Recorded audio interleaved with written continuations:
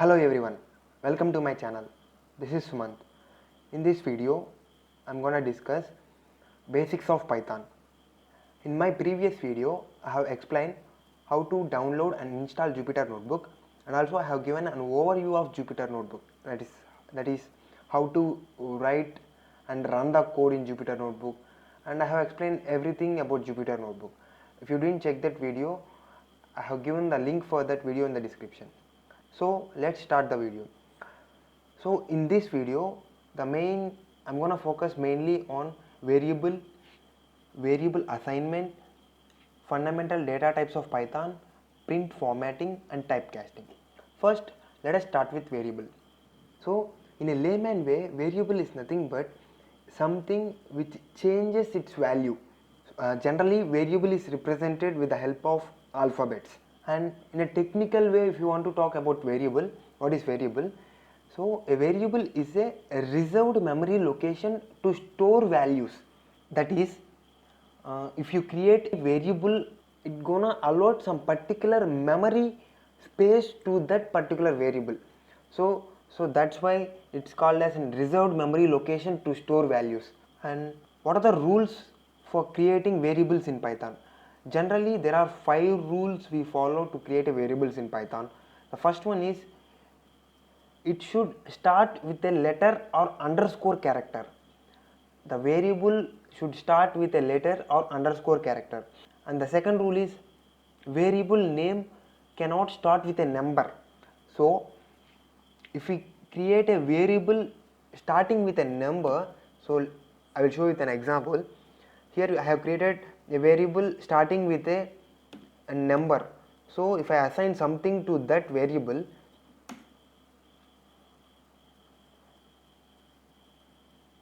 you can see it shows invalid syntax. So we should not start a variable with number. And you can see if I start the variable with a letter, then it doesn't shows any error.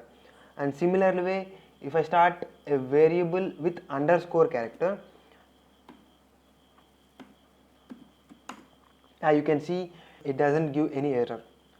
And the third rule is a variable name can only contain alphanumeric characters and underscores. So a variable name should contain like alphanumeric characters. It means that A to Z alphabets and 0 to 9 numeric numbers, and also an underscore. Apart from these things, it should not contain any other special characters or any other thing. So the next rule is variable names are case sensitive. So for example, if we take, I'm storing a 1 in this capital S, and I'm storing 2 in small s. So now if I just print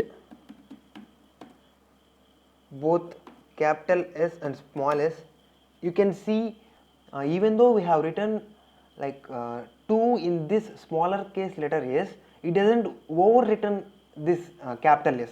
So from that we can understand that variable names are case sensitive. And the next rule is the reserved words cannot be used for naming the variable. Some of the reserved words are is, and, or, etc. These are some keywords in Python, so we should not use those as a variable name. So that's about variables. And before I have said you that variable is a reserved memory location to store values. So if you want to check how much amount of memory is allocated to a particular variable, you can use this function get size of function. So here I have created a variable with I have stored 0 in that variable, and I have used this get size of a. So it's given a value of 24. It means that it has allocated 24 bytes of memory in my system for that particular variable. I hope you understood variable and variable assignment. And next thing I'm going to discuss basic data types of Python. So let's start with integers. Integers are numbers without a decimal or complex component. So let's take an example of 1, 2 or minus 1, minus 20, 0, etc. Any number, it should not contain decimal point and also complex component. So here you can see I have stored this 7 integer in a variable. Here you can use this type of function in order to check the type of particular variable. In Jupyter Notebook, if you want to check what a particular inbuilt function does, you can just go near the brackets and you can just press shift tab. So complete explanation about that particular function will be given here. So that's about this. Here you can see that this type of this is integer int. And next thing is float. Float literals are created by adding a decimal component. So if you take here example of 1.5, here we have a decimal point after this 1. So it considered as a float. Here you can see I have assigned a value to this x variable. If you use this type of x, type of this variable, and you can see this is a float. Next one is booleans. Booleans can be defined by typing true or false without quotes. Like we should not use quotes while defining this true or false. That's boolean. So why we require boolean? It is used to represent the truth value of an expression. For example, if you take if you want to evaluate an expression, you can see here I have used 1 equal to 2. So I am using evaluate. I am checking this 1 is equal to 2 or not. So it returns a value of false. So further this boolean will be useful. Like here we can have just assigned this truth to true and false to b1 and b2, and I have checked this what is the type of this, and you can see it's boolean. And next data type is strings. String in Python is nothing but a sequence of characters. If anything, any number, any integer, any float, anything, if we represent that inside a single quote or double quote or triple quotes, that will be considered as string in Python. So here you can see I have assigned this name included in single quote to the name1 variable. If you check this type of this name1, you can see it's str. It means that it's string. While defining string, you have to keep one thing in your mind, that is, if you quote with single quotes, you do not have to escape double quotes. Similarly for vice versa, like similarly for other combinations. If you quote with double quotes, you do not have to escape single quotes. So for example, let's take I am assigning a value data signs to a variable. Here if you want to include any other single quote in between these two, for example let's include this. If you just assign this to a, you can't assign it to that, so it shows that it's invalid syntax.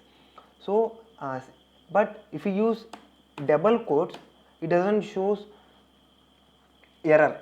So that's you have to keep in your mind when you are defining a string. If you are using any single quotes or double, if you are defining using single quotes or double quotes, you should not mention again those quotes inside that particular string. That you have to remember. And the next thing is triple quotes will be useful in order to create multiple lines of strings. For example, let's take let's create a string using triple quotes. You can see hi, hello.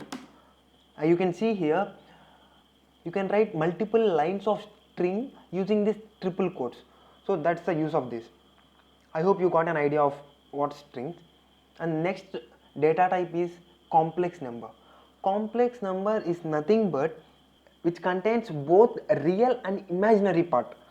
So imaginary part will be represented using the symbol j in Python. So here you can see I have assigned a complex number to a variable. A is equal to 1 minus 2j. Yeah, this 1 is here is real part, and here minus 2 is considered as an imaginary part. If I check this type of a, you can see it's a complex.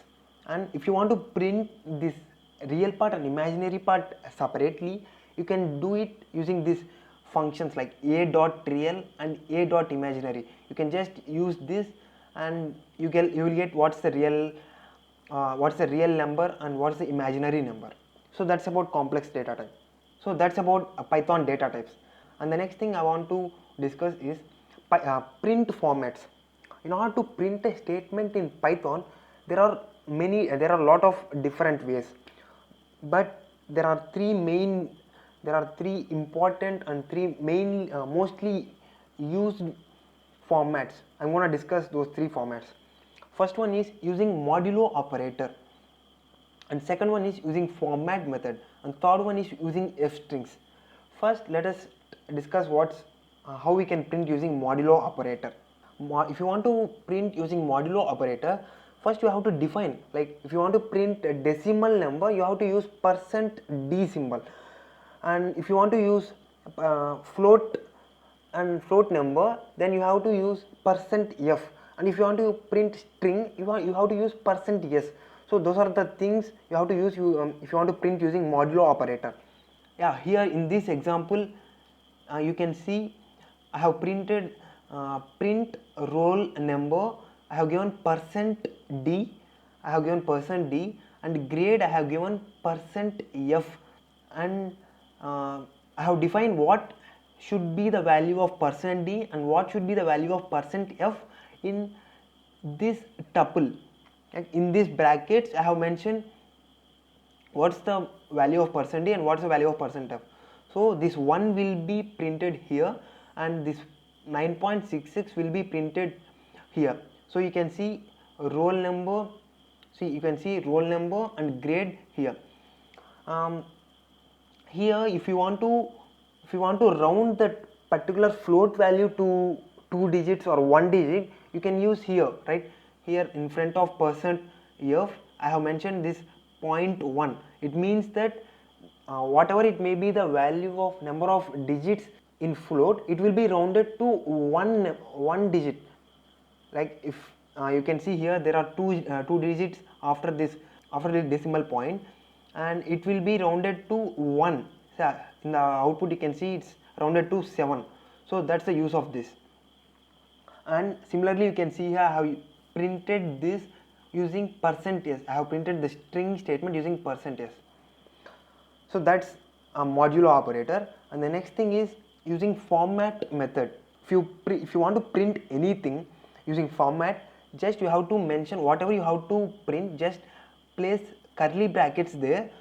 Print, just mention those in order wise. Like first I have to print my name, so you have to give that name first. So, and the next thing, and I love, and in that place you have to give this second thing, like this cricket. So it follows an order.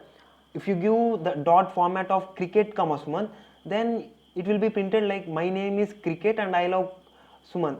It will be printed like that. So it follows order. If you want to print without an order, so here you can create an object for that. So my name is, you can create an object like my name, and I love like a game. What's the game you love? And dot format of here, whatever it may be the order you give, then it will print according to that object. So that's this format method. And the next thing is using f strings. So using these f strings, we're gonna mention like f, and in double quotes, or like we're gonna give like double quotes, we have to mention what we have to print. And similarly in format method we have given this curly brackets, right? In similar way, even here we gonna give like curly brackets. Whatever we have to print, we're gonna give it in curly brackets, and we're gonna define that here see here you can see I have defined the name Sumant and year 22, and I have used this f string method, and I have printed, I have given, like I have mentioned whatever I have to print, I have mentioned that in curly brackets, so that will be printed. You can see here the output, hello, my name is Sumant and I am 22 years old. So these are the three widely used print formatting methods. And the next thing I have to discuss is typecasting. Typecasting, there are two types of typecasting, is also known as type conversion. So there are two types of typecasting, implicit typecasting and explicit typecasting. First one is implicit typecasting. In implicit typecasting, we don't want to do anything. Compiler itself will do everything for us. For example, here you can say, here you can see, I have created variable a is equal to 5, like it's a string I have created, right? So if I print this type of a, you can see it's string. So like I didn't mention anything, right? I didn't mention this a should be string or this a should be integer. Just I have assigned this this value to a, and the compiler, Python compiler itself, it's decided what's the type of that particular value we have given. So that's about implicit typecasting. And the next thing is explicit typecasting. In explicit typecasting, we manually change the type of that particular variable. For example, if you take, here you can see a is, here you can see a is string. Now we can use this int of a to convert that string to integer. Here you can see, here you can see I have used b is equal to int of a, so it converted this string to integer. So we can see this, the output is 5, and if I check the type of b, you can see it's integer. Here it's string, here it's integer. So there are some other explicit typecasting methods, like we can use float of, in order to convert an integer or string to float, and you can use str of, in order to convert an integer or float to a string. So there are some typecasting functions. So that's about typecasting. So that's all for this video. I hope you understand this video. If you feel it's useful, subscribe to the channel and share to the one whom you feel useful. Thanks for watching.